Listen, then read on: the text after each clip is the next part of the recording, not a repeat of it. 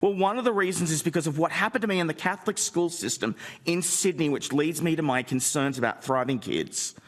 I attended Catholic primary school and high school in Broken Bay Diocese near Hornsby from 1984 to 1997. My primary school didn't even have a special ed teacher until I was in Year 5. In environments like that, teachers can find it all too easy to take their frustrations out on disabled children, while the children very quickly learn who they can prey upon with impunity, because there is no line in practice that they can't cross, and because they know the victim will always be seen as the problem when they react. That was my childhood. In fact, my mother recalls one of my former primary school teachers later confiding in her at a mutual gathering of a mutual friend that as badly as the other students behaved towards me, my worst bullies were my teachers. By Year 2, I was already being excluded and ostracised, only to have teachers berate me for being antisocial when I took a book to read. By Year 6, I was being openly assaulted, sexually coerced, and sexually humiliated in the playground, while my teachers turned a blind eye to it and even blamed me for it.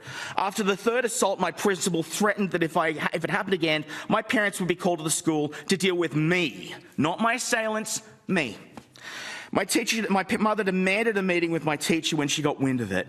She still remembers my teacher in an act of constant belligerence, amongst other things, stabbing an index figure down onto my file, which at that time was over 20 centimetres thick, contained over a century of professional experience, and saying, "And as for that, I don't believe a word of it. He's just immature." When I went to high school, the bullies who abused me there followed me to that high school and were joined by other bullies. The bullying and violence continued. In 1995, on my Year 10 school camp, I was repeatedly sexually assaulted, where I was pinned down while lewd acts were performed on me, while everyone else in the tent giggled. I was also propositioned for sex on the second night of the camp, with that same giggle that had come to mean anything but a joke.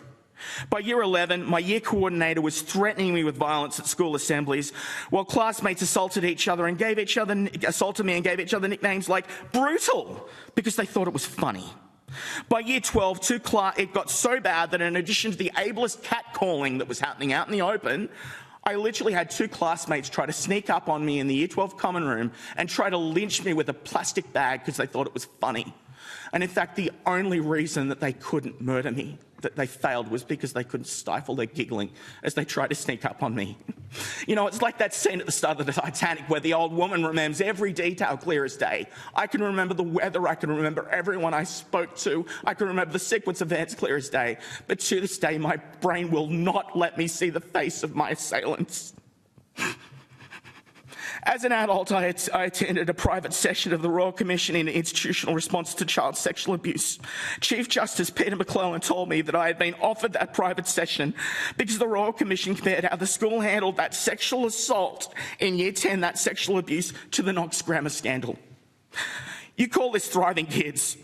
I call it the very system that almost destroyed me. This is an ancient history.